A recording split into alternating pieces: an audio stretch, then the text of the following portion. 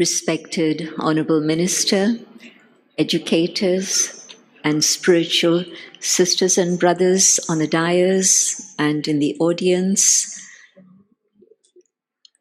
आज का दिन वास्तव में बहुत ही विशेष है क्योंकि एजुकेशन है जीवन का फाउंडेशन और उसी बात पर ही हम चर्चा कर रहे हैं और उसमें भी स्पिरिचुअल एजुकेशन। संसार में यूनिवर्सिटीज़ तो अनेक है, परंतु इस यूनिवर्सिटी की स्थापना 1936 में जब एक व्यक्ति को कुछ विजन्स थे, परमात्मा के ज्योति स्वरूप का विजन और फिर विश्व परिवर्तन का विजन कि कैसे जो आज का संसार है कैसे दुख और शांति में पीड़ित है और उसका किस तरह से परिवर्तन होकर के कलयुग की समाप्ति होकर सतयुग का आरंभ होगा। ब्रह्मा बाबा को वो विजन्स जब आए तो उन्होंने विचार किया कि ऐसा संसार कैसे बन सकता। तो कुछ विचार करने के बाद उनको ये ख्याल आया कि एजुकेशन से ही जीवन परिवर्तन हो सकती। परंतु उसको ये भी मालूम था कि संसार में तो बहुत सारी यूनिवर्सिटीज़ पहले से ही है। तो उसको ये ध्यान आया कि स्पिरिचुअल एजुकेशन मिसिंग है और स्पिरिचुअलिटी की जिस तरह से पालना होनी चाहिए वो लोग भूल गए हैं।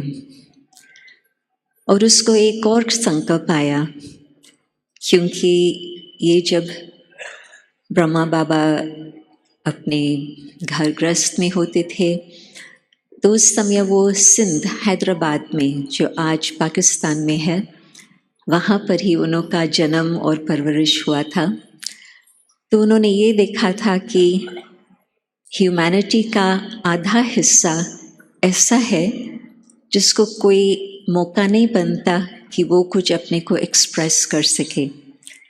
सेकंड क्लास सिटीजन्स आजकल हम कहेंगे, और वो था जो बहनें और माताएं थी। तो उनको ये संकल्प आया कि यदि सत्युग को हमें लाना है, नए संसार बनाना है, तो उसमें इक्वालिटी बहुत ही आवश्यक है। और जब तक इक्वालिटी नहीं आएंगी तब तक ह्यूमैनिटी का आधा हिस्सा यदि बंधन में रहेगा तो विश्व की हालत क्या होंगी। तो उसने उस समय ही सोचा कि बहनें, माताएं, कन्याओं को एजुकेशन, स्पिरिचुअल एजुकेशन ऐसे मिले जिससे वो लीडर्स और टीचर्स बन करके ये कार्य आगे करा सके। तो वो आज तक ब्रह्मा कुमारीज ईश्वरी विश्वविद्यालय एक ही संस्था में, मैं समझती स्पिरिचुअल एजुकेशन के हिस्से में मैन विमेन इकट्ठे ही आते हैं, ब्रदर्स सिस्टर्स, परंतु लीडरशिप है बहनों के हाथ में।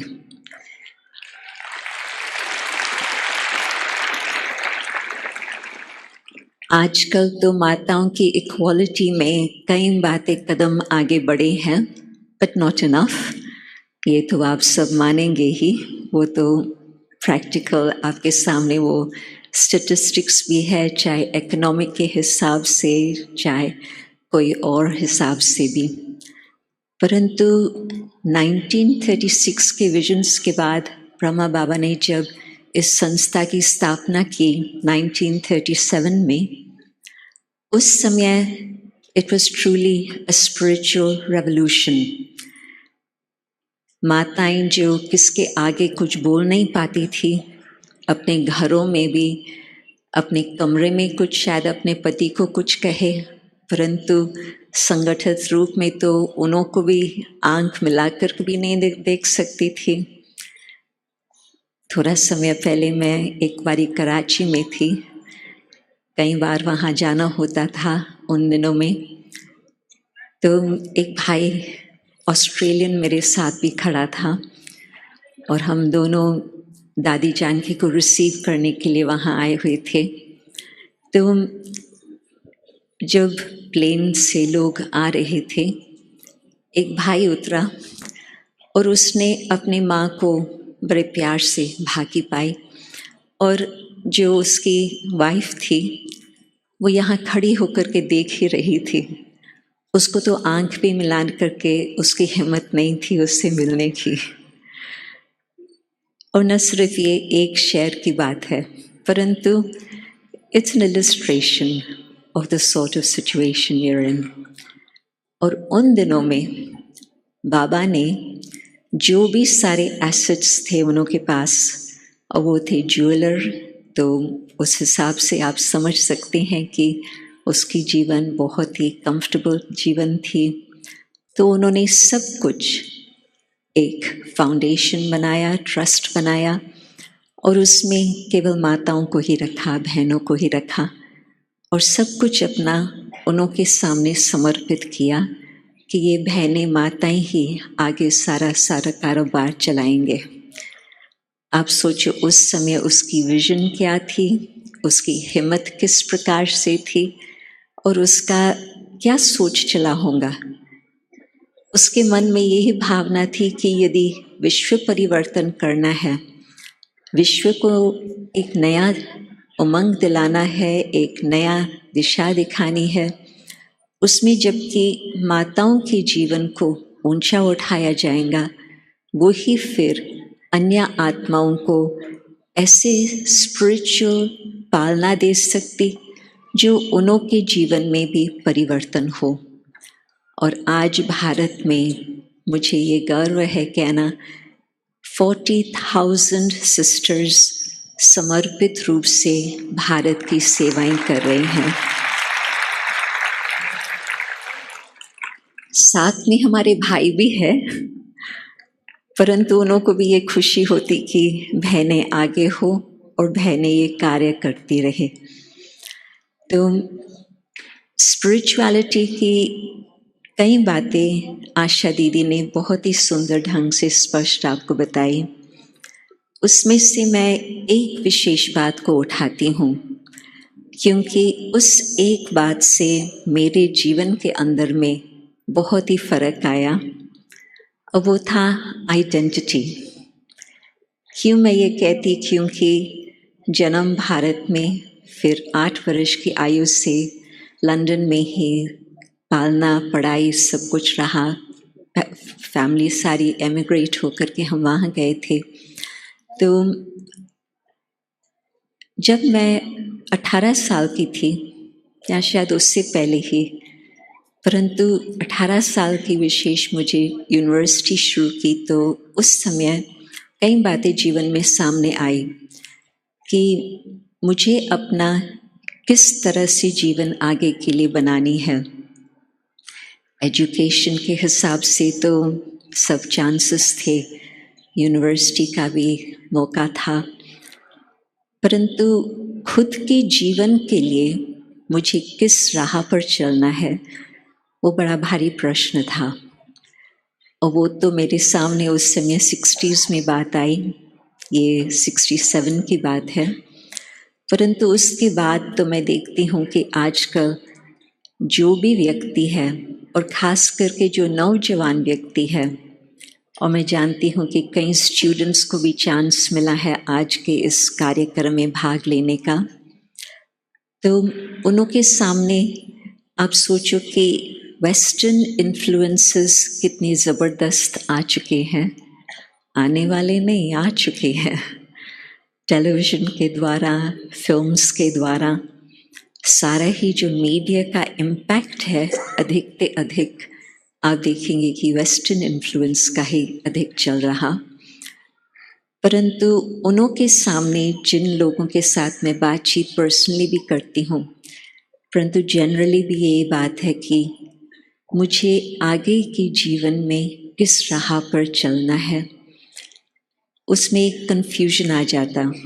कई बातों में ईस्ट वेस्ट परमिसिव सोसाइटी, ये सब बातें तो सामने है ही, तो कई बातों में लगता है कि हाँ इसमें ये बहुत अच्छी बात है, परंतु इसमें ये थोड़ी कठिनाई है और इस तरफ भी कुछ अच्छी बातें हैं, but that also has problems.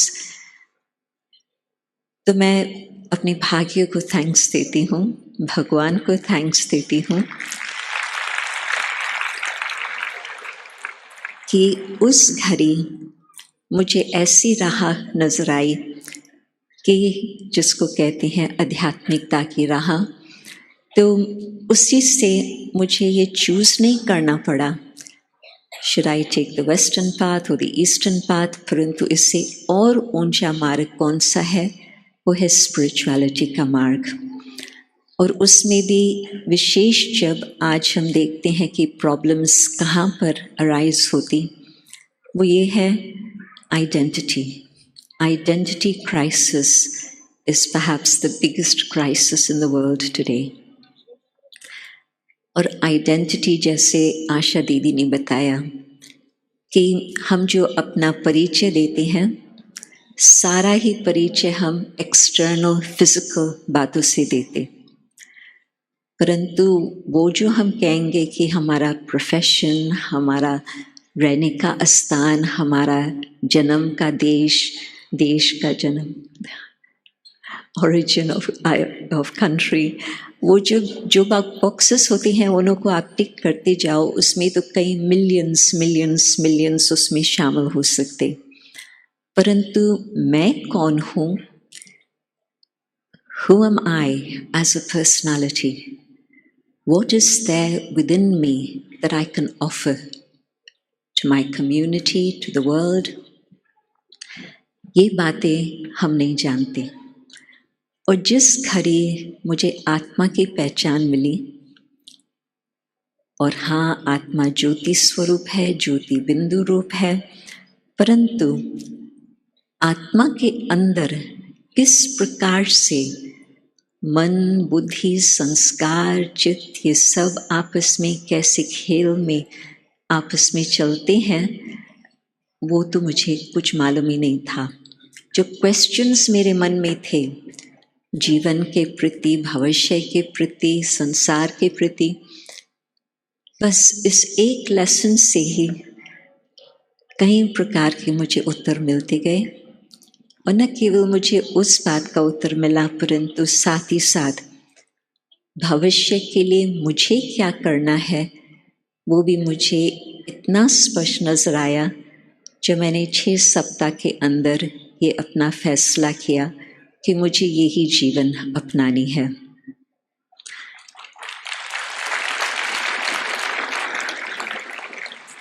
और आज भी मैं देखती हूँ कि जब आइडेंटिटी क्राइसिस की बातें आती है, इतना कन्फ्यूजन होता, इतना मनुष्यात्मा के सामने परीक्षाएं आती जिसका वो हल कर नहीं पाते हैं। और जब हमें इस बात की पहचान है कि इस देह से न्यारी मैं आत्मा हूँ, और आत्मा को हम किस तरह से खुद स्वराज प्राप्त कर सकते, सच्चा फ्रीडम न सिर्फ हम किसी एक्सटर्नल फोर्स से फ्री हो मानते हैं, परंतु जब हम खुद अपने आप को जानकर मैं अपना मन का मालिक बनूं, दैट इज फ्रीडम।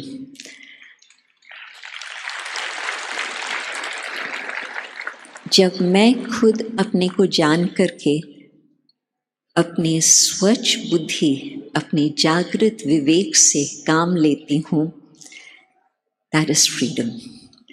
क्योंकि नहीं तो बहुत करके जो इन्फ्लुएंसेस आते हैं, चाहे घर के अंदर, चाहे काम पर, कहाँ पर भी हो, भिन्न भिन्न प्रकार के इन्फ्लुएंसेस आते हैं। और मैंने दादी जानकी से जब मेरी फर्स्ट मीटिंग समझ के आधार से दादी के साथ रही, तो दादी ने ये मुझे बताया कि ये जो इन्फ्लुएंसेस है, इस कारण से हम समझ नहीं पाते हैं कि मुझे क्या करना है। तो मैंने पूछा कि ये इन्फ्लुएंसेस से हम दूर कैसे हो सकते, तो दादी ने कहा राजयोग सीखना होगा, मेडिटेशन करना होगा, तो उसी आधार पर मैंने अपना मार्ग शुरू किया। तो आज मैं आप लोगों को भी यही कहेंगी, यदि स्वराज प्राप्त करना है तो स्वराज में जब हम खुद को जानते हैं तो अपने मन और बुद्धि को किस तरह से श्रेष्ठ, पवित्र, ऊंच बना करके अपने जीवन को भी ऊंच बना सकते हैं। किसी का मेरे ऊपर इतना दबाव न हो जो मेरा विवेक एक बात कहे परंतु मैं करूं कुछ और बात, और किसी का मेरे ऊपर इतना दबाव न हो जो मैं गलत बात कर लूं। I need to be free from all these influences, जिसको कहते हैं सेल्फ एम्पावरमेंट आजकल। और हाँ, खुद की जानकारी आने से फिर जिस परमात्मा के लिए मैंने क्रिश्चियनिटी की बातें सुनी थी, हिंदुइज्म की बातें सुनी थी, परंतु जब मैं प्रश्न कोई भी पूछती थी उन प्रश्नों का उत्तर मुझे नहीं मिलता था। एक तरफ कहते थे क्रिश्चियनिटी में कि it's a mystery, you are not supposed to know, और दूसरी तरफ मैं जब भारत में प्रश्न पूछती थी तो वहाँ पर फिर लोग कहते थे क्योंकि आदि परंपरा से शास्त्रों में लिखा हुआ है तो उस बात को मानना होगा।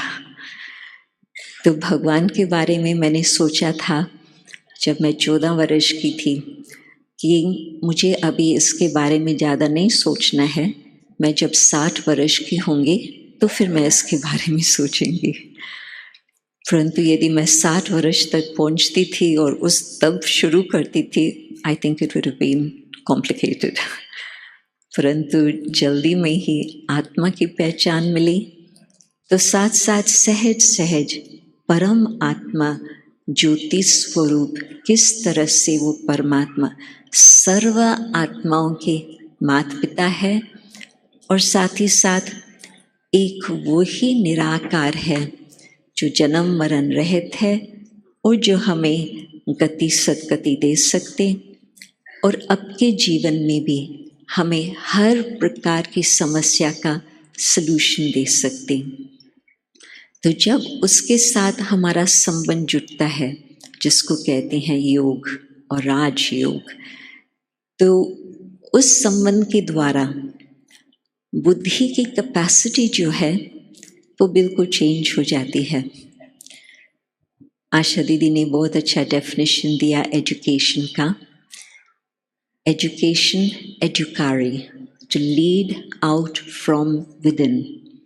जो अपना अंदर का पोटेंशियल है उसको हम अपलिफ्ट करके, वो एक्सपीरियंस करके वो जीवन में हम प्रैक्टिकल रूप से फॉलो करें।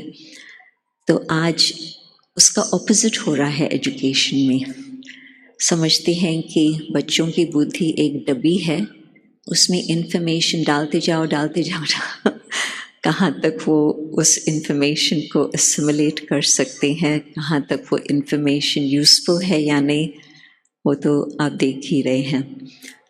परंतु स्पिरिचुअलिटी और स्पिरिचुअल एजुकेशन से सचमुच जो अंदर का आत्मिक शक्ति है, जो अंदर की kindness, goodness, compassion, love, truth, वो सब बातें परमात्मा के किरणों से, जैसे फूल बिल्कुल बंद होता और सनशाइन मिलने से वो फूल खिल जाता, इसी तरह से जो कुछ भी हमारे अंदर पोटेंशियल है, हम खुद को नहीं जानते हैं, परंतु वो पोटेंशियल एक्सप्रेस करने का एजुकेशन के सिस्टम द्वारा, जिसमें सिर्फ डिग्री प्राप्त करनी होती, एग्ज़ाम पास करने होते, वो तो फ्लरिशिंग ही नहीं होता।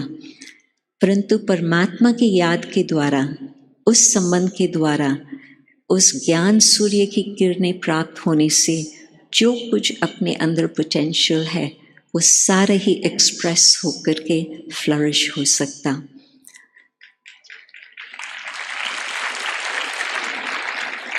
जब जब सस्टेनेबल डेवलपमेंट की बातें आजकल मैं सुनती हूँ, देखती हूँ, उसका बहुत डिस्कशन चलता है, तो एक प्रश्न आता है कि एजुकेशन भी है, इंफॉर्मेशन भी है, रिसोर्सेज भी है, ह्यूमन टैलेंट्स भी है, परंतु तो भी इतनी सारी ऊंची ऊंची लक्ष्य रख कर के भी हम उन्हों को पूरा नहीं कर पाते हैं। उसका कारण कि हमें उसका आध्यात्मिक रूट क्या है, प्रॉब्लम्स को सॉल्व करने का उसका तरीका क्या है। हम एक्सटर्नल बातों को देखते हैं, इंटरनल बात को हम नहीं सोचते हैं, नहीं देखते हैं। तो कोविड से पहले करीब 3-4 वर्ष हो चुके, 2018 को एक राउंड टेबल रहा था यूएन के अंदर, और उस राउंड टेबल में स्पिरिचुअल लीडर्स को बुलाया गया था कि आप लोग क्या समझते हो कि आपके क्या कंट्रीब्यूशन हो सकती है जो सस्टेनेबल डेवलपमेंट गोल्स है उसको हम पालन कर सके, वहाँ तक पहुँच सके। तो उसमें सब प्रॉब्लम्स का उन्होंने कंपोनेंट्स बताई है, 17 डिफरेंट थिंग्स। तो एक एक बात का स्पिरिचुअलिटी के आधार से, स्पिरिचुअल एजुकेशन के हिसाब से उनका सलूशन हो सकता। मैं अभी वो डिटेल में नहीं बता रही हूँ, परंतु फिर भी मैं कहेंगी ये एक आइडेंटिटी की बात, और उस आइडेंटिटी में न केवल खुद की पहचान, परंतु जब हमें औरों की भी पहचान होती कि ये आत्मा भी परमात्मा की संतान, ये बिल्कुल शुद्ध पवित्र आत्मा है। हाँ, भूले हुए हैं अपने आप को तो फिर वो गुडनेस का फ्लरिशिंग नहीं हो सकता, परंतु जब खुद को जानते हैं, हम आपको उस दृष्टि से देखते हैं कि ये भी परमात्मा की संतान। और अभी तो हम सब एक ही धर्म के, एक ही फैमिली के, एक ही नेशन के बैठे हैं, परंतु जब इंटरनेशनल ग्रुप होता और ब्रह्मा कुमारीज का कार्यक्रम सेंटर्स 120 देशों में है, परंतु कार्यक्रम तो सारे विश्व भर में, कहाँ एक परिवार, कहाँ एक व्यक्ति, सब तरफ पहुँच ही गया है। तो जब हम उन सभी आत्माओं के साथ मिलते हैं, तो कारण कि जब हमारी आत्मिक दृष्टि होती तो सचमुच जो हम कहते हैं कि विश्व एक परिवार है, उसका प्रैक्टिकल स्वरूप नजर आता।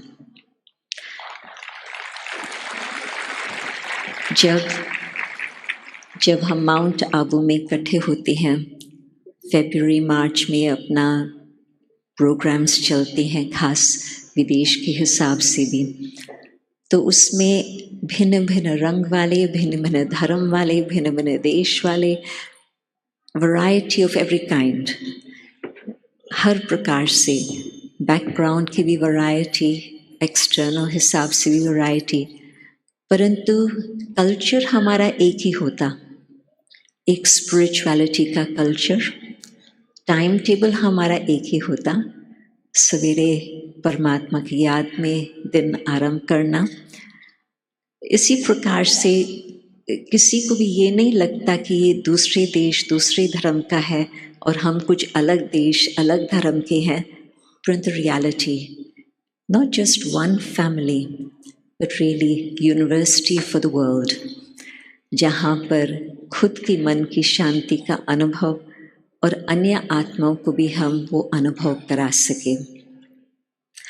तो मैं तो सजेस्ट करेंगी कि यदि हम ये दो बातें समझ जाएं, हम कौन हैं और ऊपर वाला कौन है, तो फिर तीसरी बात, मुझे आज क्या करना है, वो सहज ही हम उस बात को समझ करके जीवन में पालन कर सकते।